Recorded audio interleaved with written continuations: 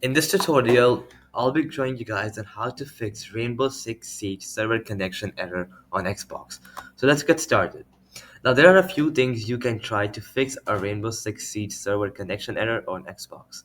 The first one is to check for server outages. This is the first step. Rainbow Six Siege servers might be under maintenance or experience an outage.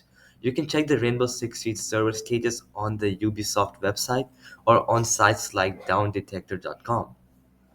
The second way is to restart your network devices. A simple restart of your router and modem can sometimes fix connection issues. Turn them off completely for about 30 seconds and turn them back on and wait for them to reboot. The third option is to verify the integrity of the game files. Corrupted game files can sometimes cause connection problems. Luckily, Xbox allows you to verify the integrity of game files. The next way is to clear the alternate MAC address. Your Xbox stores a MAC address to connect to your network. Clearing this address can sometimes resolve the connection issues. And the last option is to power cycle your Xbox. A power cycle completely restarts your Xbox and can clear up temporary glitches.